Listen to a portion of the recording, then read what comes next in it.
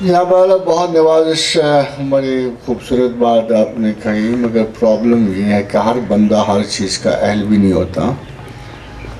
Problem یہ ہے کہ رسول اللہ صلی اللہ علیہ وسلم گزر گئے، بعد میں تبلیغ ہوتی رہی، رشد و ہدایت کے سلسلے چلے۔ ہوا یہ کہ ایک دن حضرت ابن عباس کے پاس ایک شخص چلا گیا، انہوں نے کہا ابن عباس میرا دل تبلیغ کو بہت چاہتا ہے، میں چاہتا ہوں کہ میں مسلمانوں کو بہت ساری تعلیم دوں۔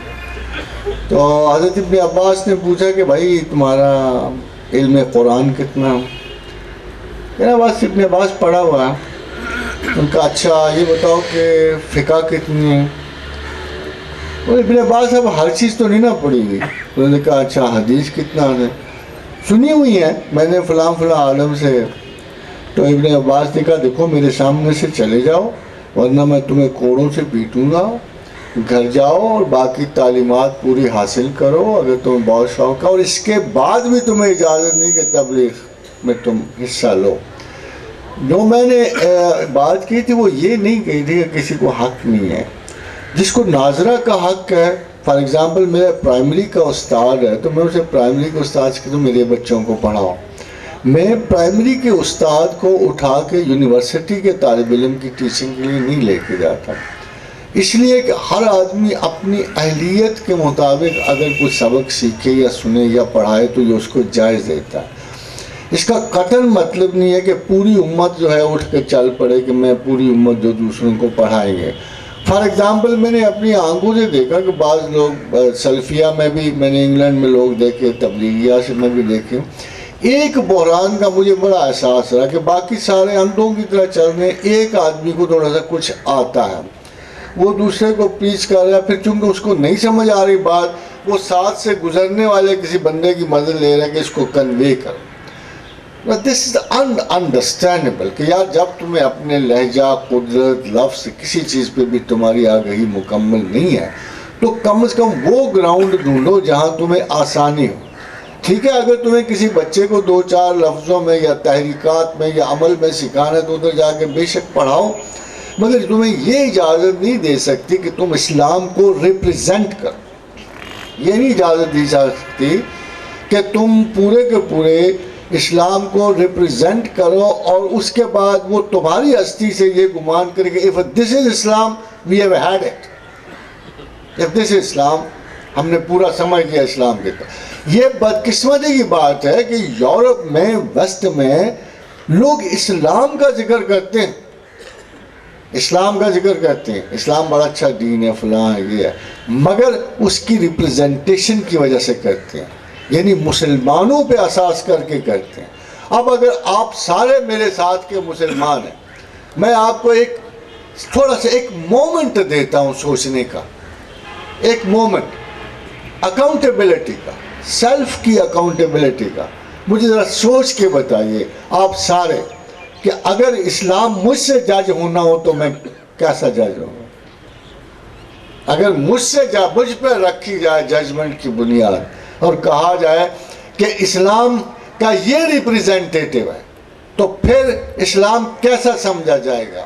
اور اگر ان لوگوں پہ رکھی، سارے لوگوں، آپ خود اپنا سوچ لیں، ہم میں سے شاید کوئی بھی پریکٹیکلی، سینسیبلی، مینٹلی، نالجبلی اس قابل نہیں ٹھہرتا کہ ہم اللہ سے کہیں گے یا اے پروردگار ہم تیرے دین کے طلبگار تھے، تیرے چاہنے والے تھے، تجھ سے محبت رکھنے والے تھے، تیرے رسول سے محبت رکھنے والے تھے، ہم نے دین کو خوب اچھی طرح سمجھا، غور کیا، ہم نے تیری آیات پہ تدبر کیا، ہم نے زمین و آسمان کی وسعتیں ناپی ہیں، اور ہم وہ مسلمان ہیں کہ زمین پر تیرے کرم سے سرفراز ہیں۔ کیوں؟ کہ ہم صاحب ایمان ہونے میں خلل ہے، ورنہ اللہ کا وعدہ شکست ہو جائے گا۔ ہر آدمی کو دیکھنا چاہیے کہ اللہ کا وعدہ کیوں پورا نہیں ہوا، اتنا واضح ارشاد کیوں نہیں پورا ہوا، وَلَا تَهِنُوا وَلَا تَحْزَنُوا، کہ سستی نہ کرنا، غم نہ کرنا، وَأَنْتُمُ الْأَعْلَوْنَ إِن كُنتُم مُؤْمِنِينَ، اگر تم مومن ہو تو تم ہی غالب ہو۔ ہم حضرات غالب نہیں ہیں، ہم غالب نہیں ہیں، ہم مومن بھی نہیں ہیں۔ اگر ہم مومن ہوتے تو ضرور غالب ہوتے، اللہ کا وعدہ ضرور پورا ہوتا. So we should check up ourselves. ہمیں یہ نہیں چاہیے، کوئی غرض نہیں ہے کیا لیڈر ہے کسی کے پاس، بے سر کے مذہب کی کیا حقیقت ہو سکتی، یہ ہیڈ لیس ریلیجن جس کو آپ پرستش کر رہے ہو. کون وہ ہے جو صاحب شناسہ فطرت ہے، کون ہے جو خدا کے ہاں رسوخ رکھتا ہے، کس نے دعویٰ ہمسائیگی پروردگار کہا، کس کو تمہاری زبانی اللہ کا ولی کہتی ہیں، کس کو خدا کا دوست ڈکلیئر کرتی ہیں؟ نہیں ہے تو ماننا پڑے گا ہم ایمان میں کم ہے. وما علینا الا البلاغ. یا ارحم الراحمین یا ارحم الراحمین یا ارحم الراحمین یا ذل جلال والاکرام یا ذل جلال والاکرام یا ذل جلال والاکرام. لا الہ الا انت سبحانک انی کنت من الظالمین. اللہم انا اسألک بانک انت اللہ الاحد الصمد الذی لم یلد ولم یولد ولم یکن لہ کفوا احد. اللہم انا اسألک بان لک الحمد لا الہ الا انت وحدک لا شریک لک الحنان المنان بدیع السماوات والارض یا ذا الجلال والاکرام. وإلہکم الہ واحد لا الہ الا هو الرحمن الرحیم. اللہ لا الہ الا هو الحی القیوم. الف لام میم اللہ لا الہ الا هو الحی القیوم. اللہ اللہ لا الہ الا هو رب العرش العظیم. فتعال اللہ الملک الحق لا الہ الا هو رب العرش الکریم. دعا مانگ لیجیے.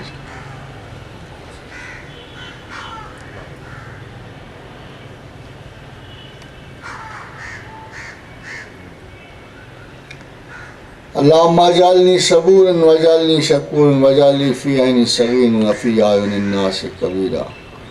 اللہم احسن عاقبتنا فی الامور کلہا واجرنا من خزی الدنیا وعذاب الآخرہ. اللہم انا اسألک العفو والعافیۃ. اللہم اعنا علی ذکرک وشکرک وحسن عبادتک.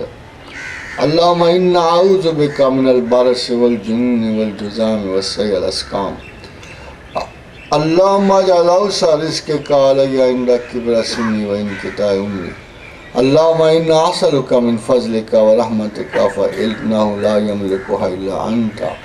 اللہم رب النبی محمد اغفر لی ذنبی وذہب غیظ قلبی واجرنی من مضلات الفتن ما احییتنا.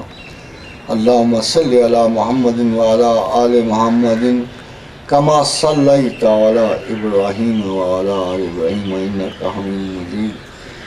اللہم بارک علی محمد وعلی آل محمد کما بارکت علی ابراہیم وعلی آل ابراہیم انک حمید مجید. اللہم صلی علیہ کل ما ذکرہ الذاکرون.